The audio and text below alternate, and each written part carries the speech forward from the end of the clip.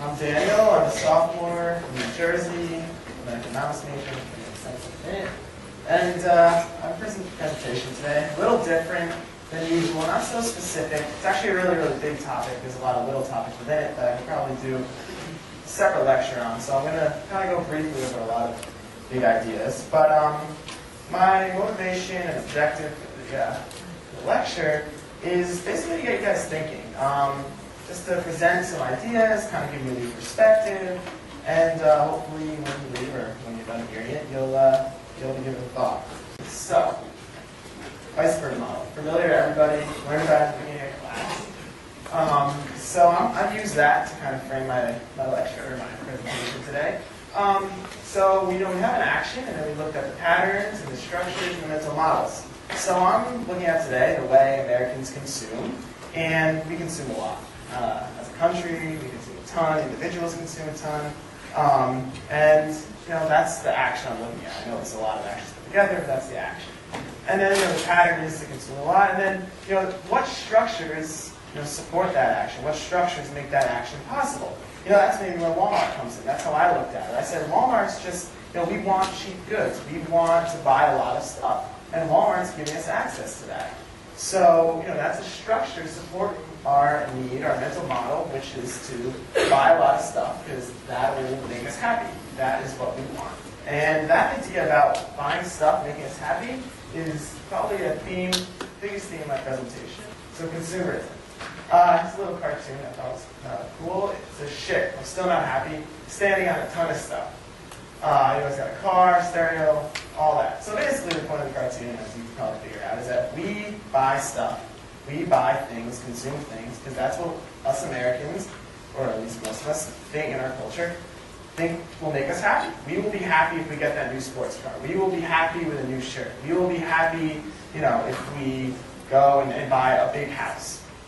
And that's what we think. We don't think so much. We don't get happiness from relationships. We don't get happiness from nature. We get happiness through things. And so consumerism, which really has become the culture, the American consumer culture in this country, because all we care about is how much money we have to make. We don't care really. Most Americans, they do crappy work. They don't care what job they have. What they care about is the compensation and what they get paid for, so they can live, so they can get a big house, so they can buy that car. Even if the work sucks, at least they're getting money to buy stuff. So, I shop, therefore I am. So, it's our idea of consumerism, what makes us happy. But we also buy stuff to express ourselves. We buy stuff because we want to create an image. We want to, by buying things, and what we buy tells other people, what we are. And we buy things what we want to be. We buy that pair of shoes because Michael Jordan wears them because maybe we want to be a good basketball player. We want to be Michael Jordan. So, that's another idea of consumerism. And I use the quality of life phrase here. Because I thought that was really interesting. I can relate that to advertising and a product. Because, let's say you want, John wanted a sailboat. Let's say you want, a Hummer or something. So, what will that Hummer give me? Now, advertising might be telling us, depending on an advertiser, they have it off-road, going over through the jungle, over bumps, blah, blah, blah, blah. How many people really bring a Hummer off-road? How many people really go, off-roading with it? Very few. Most of the time it's on, pavement in Los Angeles or whatever. And then, but what will that give me? What will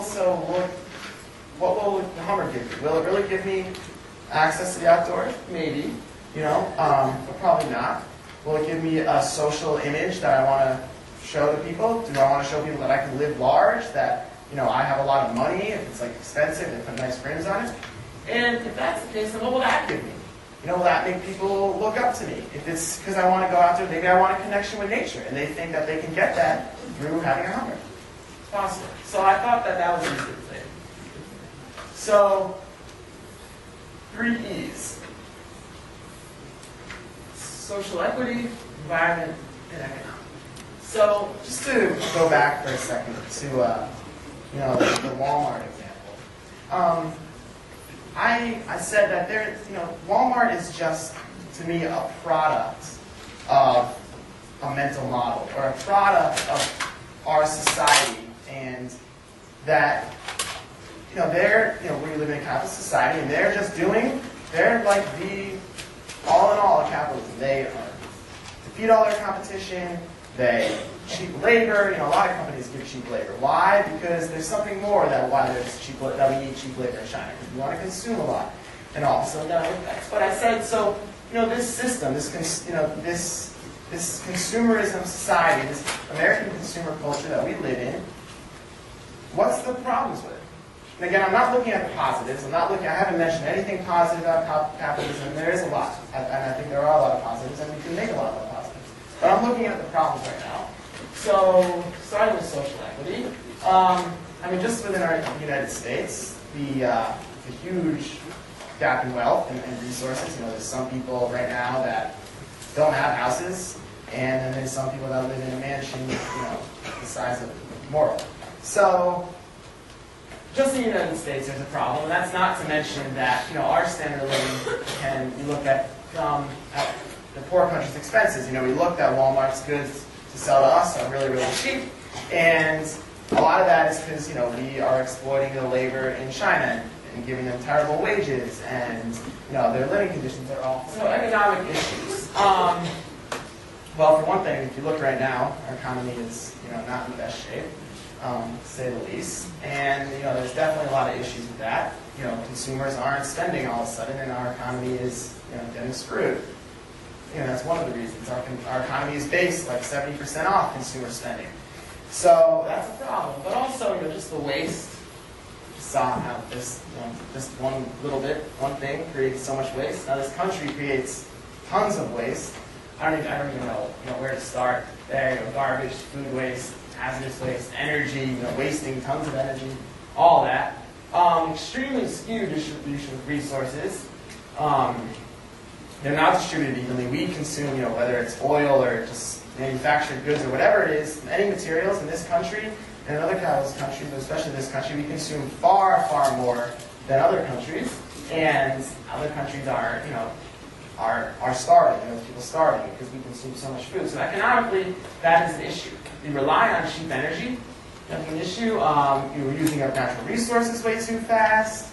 No question there. Related. And, you know, we take up a lot of room. We have these huge houses. We have huge cities. We just take up a lot of room, and that is environmentally, it's degrading. So, and then last, the environment, ecological issues.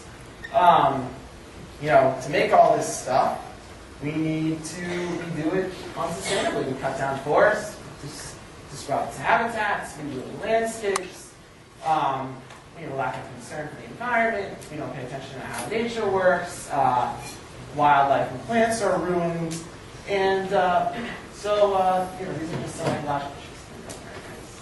So, conclusion.